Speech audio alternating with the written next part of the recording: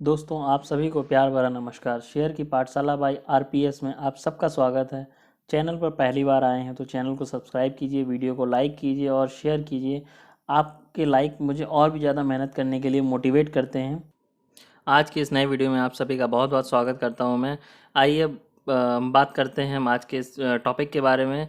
आज मैं बात करने वाला हूँ केमिकल सेक्टर की एक ऐसी कंपनी के बारे में जो अपने सेक्टर में टॉप लीडिंग कंपनी बनी हुई है, नंबर 1 पोजीशन भी बनी हुई है और उसका जो मार्केट कैप है उसके बराबर और कोई कंपनी अभी तक पहुंच भी नहीं पाई है। नंबर 1 कंपनी है, लार्ज कैप कैटेगरी की कंपनी, 1 लाख करोड़ से ज़्यादा का मार्केट कैप है कंपनी का।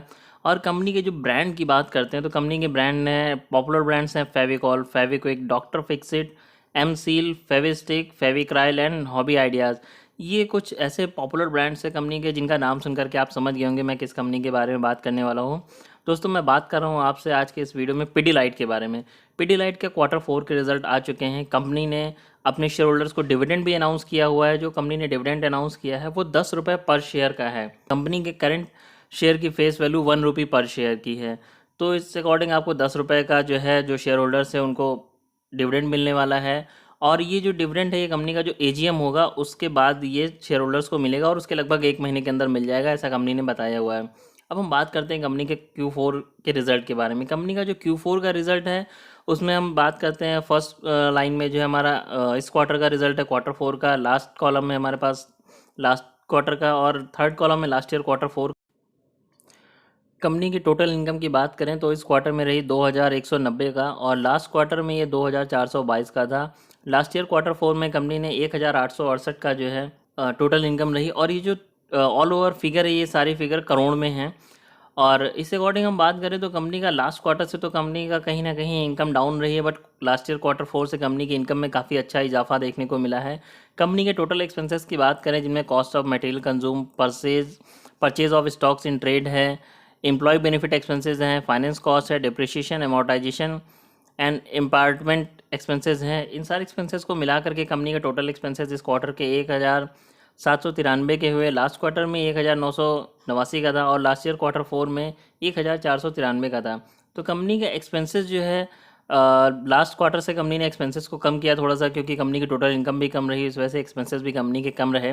लास्ट ईयर क्वार्टर 4 से कंपनी के एक्सपेंसेस भी इंक्रीज़ हो गए हैं क्योंकि कंपनी की इनकम इंक्रीज़ हो गई है।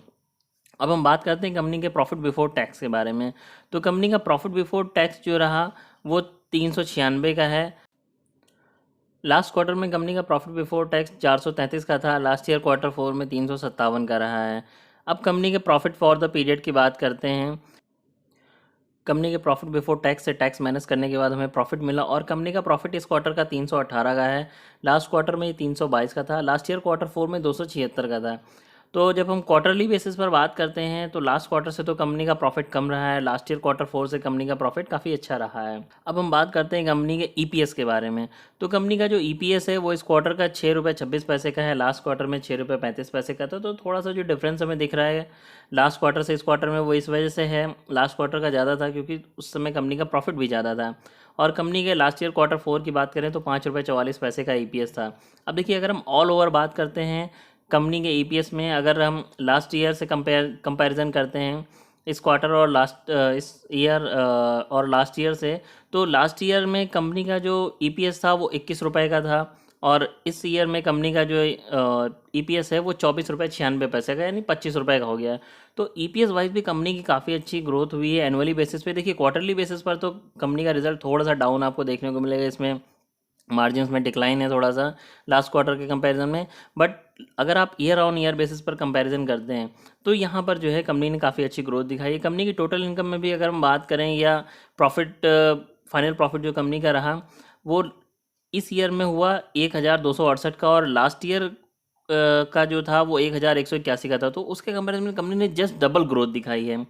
और कंपनी का जो ईपीएस रहा कहीं ना कहीं मार्केट का बहुत बड़ा एक्सपेक्टेशन था ईपीएस को लेकर के, कंपनी उस एक्सपेक्टेशंस को बीट नहीं कर पाई। इस वजह से कंपनी का जो मार्केट एक्सपेक्टेड ईपीएस था उसकी वजह उससे थोड़ा सा कंपनी का डाउन रहा और इसकी वजह से कंपनी का रिजल्ट जिस दिन आया 18 तारीख को, उसके बाद मार्केट ने कुछ खास अप्रिशिएट नहीं किया इस शेयर को। शेयर में गेन देखने को नहीं मिला और मार्केट में कंटिन्यूस इस समय गिरावट का माहौल देखने को मिल रहा है। काफ़ी ज़्यादा बिकवाली हो रही है, इस वजह से भी जो है काफ़ी ज़्यादा प्रेशर रहा शेयर इस शेयर के ऊपर, और ऑल ओवर शेयर मार्केट में काफ़ी ज़्यादा प्रेशर बना हुआ है। अब हम बात करते हैं कुछ और चीज़ों के बारे में। अब हम कंपनी के सेगमेंट वाइज रेवेन्यू को भी देख लेते हैं। सेगमेंट वाइज रेवेन्यू देखने से हमें एक बेनिफिट ये मिलता है, हमें ये पता चलता है कंपनी किन किन सेक्टर्स में और भी काम कर रही है। जैसे पीडीलाइट है, ये मोस्टली हमें पता है कि ये केमिकल सेक्टर की कंपनी है, मेन प्रोडक्ट इसके एडेसिव्स हैं, इन पर ये काम करती है, बनाती है। कंज्यूमर एंड बाजार प्रोडक्ट के बारे में बात करें तो वो इस क्वार्टर में 1600 का रहा, लास्ट क्वार्टर में 1925 का था, लास्ट ईयर क्वार्टर फोर में 1450 का था। तो यहाँ भी क्वार्टर ऑन क्वार्टर बेसिस जो है कंपनी का सेगमेंट रेवेन्यू डाउन रहा है, और बट ईयर वाइज अगर आप लास्ट ईयर क्वार्टर फोर से कंपैरिजन करते हैं तो इस क्वार्टर में काफ़ी अच्छा देखने को मिला।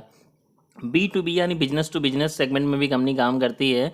तो यहाँ पर 523 का है इस क्वार्टर में रेवेन्यू, और लास्ट क्वार्टर में ये 511 का था, और लास्ट ईयर क्वार्टर फोर में 420 का था। तो यहाँ पर भी आपको क्वार्टर ऑन क्वार्टर बेसिस जो है B2B बिजनेस में इंक्रीज देखने को मिलेगा। लास्ट ईयर क्वार्टर फोर से भी कंपनी ने काफ़ी अच्छी ग्रोथ दिखाई है, और अदर सेगमेंट जो है कंपनी के रेवेन्यू वाइज वहाँ भी जो है 18 का है, और लास्ट क्वार्टर में ये 20 का था, लास्ट ईयर क्वार्टर फोर में 17 का था। तो यहाँ पर थोड़ा सा आपको डिक्लाइन देखने को मिलेगा क्वार्टर ऑन क्वार्टर बेसिस पर। ईयरली बेसिस पर थोड़ा सा ग्रोथ है। ऑल ओवर अगर रेवेन्यू फ्रॉम ऑपरेशंस की हम बात करते हैं, टोटल सेगमेंट रेवेन्यू का जो टोटल रहा वो ये 2084 का है इस क्वार्टर में। लास्ट क्वार्टर में ये 2416 का था, लास्ट ईयर क्वार्टर फोर में 1857 का था। तो यहाँ भी सेम वही कहानी देखने को मिलती है कि लास्ट क्वार्टर से ऑल ओवर जो है ग्रोथ थोड़ा सा डिक्लाइन है, और क्वार्टरली लास्ट क्वार्टर फोर से जो है वो काफ़ी अच्छा गेन देखने को मिल रहा है हमें। अब हम बात करते हैं कि कंपनी के कुछ और डिटेल्स के बारे में, कंपनी कहाँ काम करती है, क्या क्या बनाती है, थोड़ा सा इस चीज़ों को भी हमारे लिए जानना ज़रूरी हो जाता है। अब हम बात करेंगे थोड़ा सा कंपनी के बारे में। कंपनी के लिए भी आपको जानना ज़रूरी, कंपनी करती क्या क्या है, किन किन सेक्टर्स में काम करती है, ये भी जानना ज़रूरी है। जब हम किसी भी शेयर में इन्वेस्ट करते हैं तो हमारे पास उस कंपनी की पूरी एनालिसिस होनी चाहिए कि कंपनी क्या करती है, कैसा फ्यूचर है कंपनी का, क्या हम जो इन्वेस्ट कर रहे हैं वो आगे कहाँ तक जाने वाला है। इन सारी चीज़ों को भी देखना बहुत इंपॉर्टेंट है। कंपनी का क्लाइंट बेस क्या है, कंपनी का ओनर कौन है, इन सब चीज़ों को जानना बहुत इंपॉर्टेंट होता है किसी भी कंपनी में इन्वेस्ट करने से पहले। पीडीलाइट इंडस्ट्री जो है वो एक लीडिंग मैन्युफैक्चरर है adhesive, sealants, construction chemicals, craftsman product, DIY product and polymer emulsions के लिए इंडिया के अंदर। इसके साथ ही साथ जो इसके प्रोडक्ट हैं उनमें सबसे ज़्यादा फेमस ब्रांड जो है जिसने पीडीलाइट को एक पहचान दी है वो फेविकॉल है, जो सिनोनिमस कहा जाता है एक तरीके से। फेविकॉल मतलब जो भी एडिसिव्स लोग लेने जाते हैं वो जब भी कुछ मांगते हैं एक ग्लू एडिसिव जैसा जिससे उन्हें कुछ चिपकाना होता है, वो फेविकॉल ही मांगते हैं। तो एक तरीके से फेविकॉल एक मोनोपोली जैसा ब्रांड बन चुका है मार्केट के अंदर, कि आपको भले चाहिए कुछ और होता है लेकिन आप मांगते फेविकॉल नहीं है कि जिससे आप किसी चीज़ को चिपका सकें, कैसा ग्लू हो।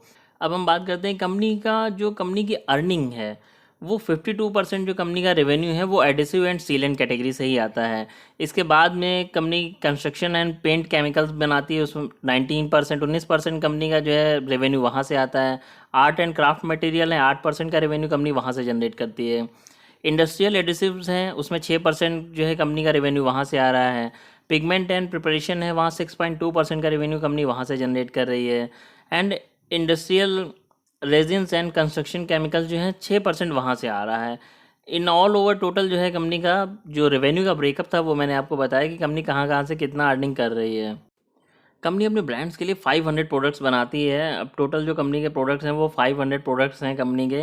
अगर आप इनके प्रोडक्ट लिस्ट देखेंगे तो उसमें आपको बहुत सारे कैटेगराइज मिल जाएंगे ऑल ओवर क्या क्या है। मेनली जो हम जानते हैं वो फेविकॉल, फेविक्विक, ये सारे जो है मेन प्रोडक्ट्स हैं जो ईजिली मार्केट में अवेलेबल हैं और जिन्हें डे टू डे लाइफ में लोग यूज़ करते रहते हैं। कंपनी के सबसे ज़्यादा पॉपुलर प्रोडक्ट में Fevicol, Fevicol MR, doctor Fixit जो एज ए सेलेंट का काम करता है, फेविक्विक है, एम सील है, फेविस्टिक है एंड फेविक्राइल है। इन प्रोडक्ट्स, ये कंपनी के ऐसे प्रोडक्ट्स हैं जो टॉप ब्रांड्स हैं कंपनी के। अब हम बात करते हैं कंपनी के पेयर कंपैरिजन के बारे में। हमारे लिए कंपनी अपने सारे पेयर्स में इस लिस्ट में जो मैंने आपको दिखाया उनमें नंबर 1 पर बनी हुई है। नंबर 1 कंपनी है ये अपने पेयर कंपैरिजन में, क्योंकि इसका जो मार्केट कैप है वो बहुत ही बड़ा है, 1 लाख करोड़ से ज़्यादा का मार्केट कैप है इसका।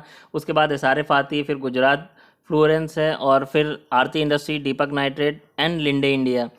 ये कुछ कंपनी हैं जो इसके बाद आती हैं, इसके नीचे के पायदान पर। और पीडीलाइट इंडस्ट्री जिस मुकाम पर आज बनी हुई है, जिस पोजीशन पर आज बनी हुई है, वहाँ पर पहुँचने के लिए सेकंड नंबर की जो कंपनी है उसको बहुत लंबा गैप है इनके बीच में, लगभग 30 लाख करोड़ से ज़्यादा का गैप है, और इसे भरने में काफ़ी टाइम भी लग सकता है। मैं भी अगर एक मैं ये बात कहूँ कि अगर जो नंबर 2 वाली कंपनी है वो नंबर 1 बनने के लिए हमेशा बहुत जी तोड़ कोशिश करती है, तो हो सकता है SRF आने वाले टाइम में मे बी पिडिलाइट को जो है पीछे छोड़ दे, लेकिन ऐसा करने में उसने टाइम भी लग सकता है अभी। अब हम कंपनी के बैलेंस शीट में जब हम बात करते हैं कंपनी का ऑपरेटिंग प्रॉफिट क्या रहे एनुअल बेसिस पर, तो 2019 में जो है कंपनी का ऑपरेटिंग प्रॉफिट 1300 का था, 1371, फिर 2020 में 1500, फिर 1600, फिर उसके बाद 2022 में 1800 को भी ऊपर चला गया कंपनी का ऑपरेटिंग प्रॉफिट। तो इस हिसाब से कंपनी जो है ईयर ऑन ईयर बेसिस पे काफ़ी अच्छी ग्रोथ कर रही है, काफ़ी ज़्यादा कंपनी जो है अपने मार्केट को एक्सपेंड कर रही है। और इसमें अगर हम बात करें कंपनी का जो EPS रहा है वो एनुअल बेसिस पर भी काफ़ी अच्छे से इंक्रीज़ होता रहा है। तो 2017 से जब हम कंपैरिजन कर रहे थे तो कंपनी का EPS तब 16 का था, फिर 2018 में 18 का हो गया, फिर 18.21 थोड़ा सा डिक्लाइन हुआ EPS में, फिर उसके बाद 21 का रहा। और अगर आप देखें ईयर ऑन ईयर बेसिस पे कंपनी के EPS में भी काफ़ी अच्छी ग्रोथ देखने को मिल रही है। अब इसके साथ ही साथ बात करते हैं कंपनी के रिजर्व्स क्या क्या हैं। देखिए ये देखना हमारे लिए थोड़ा सा और इम्पोर्टेंट हो जाता है, कंपनी के रिजर्व्स को देखना। कंपनी के पास 2018 में 4000 का जो है 4000 करोड़ का रिजर्व था, फिर उसके बाद जो है 2020 में 4400 का हुआ, 2021 में 5500 और 2022 में 6300 का। तो कंपनी के रिजर्व्स ही कंटिन्यूअस ग्रोथ करें। कंपनी के ऊपर बोरोइंग्स भी हैं, जो बोरोइंग्स कंपनी के ऊपर जो है वो बहुत ही ना के बराबर है। यानी कि 2018 में कंपनी के पास 125 करोड़ की बोरोइंग थी, 19 में 113 की, 20 में जो है 288 का और 21 में 331 और फिर 416। तो इस अकॉर्डिंग कंपनी की जो बोरोइंग्स है ये भी आप कह सकते हैं कंपनी ने बस ले तो रखी है बोरोइंग्स, बट केवल दिखाने के लिए, क्योंकि कंपनी के पास रिजर्व्स इतने हैं जो कंपनी जब चाहे तब जो है इमीडिएट जो है कंपनी अपने बोरोइंग्स को ख़त्म कर सकती है। अब इसके साथ ही साथ अब हम बात करते हैं कंपनी के जो है शेयर होल्डिंग पैटर्न के बारे में।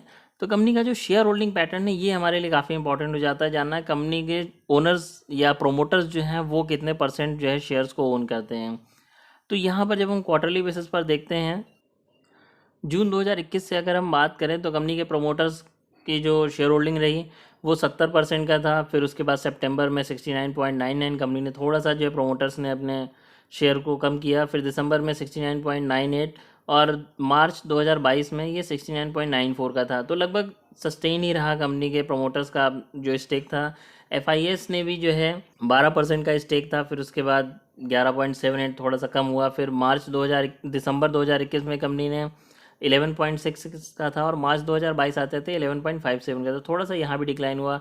DIS भी कंपनी में लगभग 7% की जो है होल्डिंग बना रखी है और गवर्नमेंट की इसमें कोई होल्डिंग देखने को नहीं मिल रही है हमें।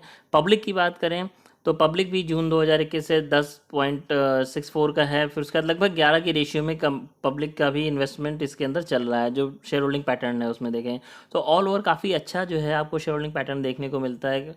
प्रमोटर्स के पास उसकी कंपनी के लगभग 70% शेयर्स हैं, तो इस अकॉर्डिंग आप ये देख सकते हैं। और कंपनी इतनी पुरानी है, बहुत पुरानी कंपनी है ये, और उसके बाद भी प्रोमोटर्स ने 70% का शेयर अपने पास रख रखा है। तो इसका मतलब ये भी आप लगा सकते हैं कंपनी को अपने ऊपर कितना भरोसा है, कंपनी के प्रोमोटर्स को अपनी कंपनी में बहुत भरोसा है और वो जानते हैं उनके जो फ्यूचर के विजन्स हैं, फ्यूचर के जो प्लान्स हैं वो बहुत ही अच्छे हैं और वो आगे चल के बहुत ही अच्छे से काम करने वाले हैं इन चीज़ों को लेके। अब हम बात करते हैं कंपनी का जो है मार्केट प्राइस क्या रहा जिस दिन लास्ट ट्रेडिंग डे पे 20 मई लास्ट ट्रेडिंग डे पे कंपनी का जो है शेयर प्राइस 1% अप रहा, 2139 का जो है शेयर प्राइस था कंपनी का। इसके बाद अब हम बात करते हैं कंपनी का 1 मंथ का अगर हम देखें तो क्या रहा रिटर्न, तो यहाँ -11% का जो है रिटर्न रहा शेयर होल्डर्स के लिए। पिछले 6 महीने में कंपनी ने लगभग 9% की जो है डिग्रोथ दिखाई है। एक साल में बात करें तो कंपनी ने कुछ खास गेन नहीं दिया, केवल 4% का है। बट जब हम 5 साल की बात करते हैं तो यहाँ सारी पिक्चर चेंज हो जाती है। एक लार्ज कैप कैटेगरी कंपनी होने के साथ ही साथ कंपनी ने लगभग 180% की जो है ग्रोथ दिखाई, अपने शेयर होल्डर्स को प्रॉफिट दिया।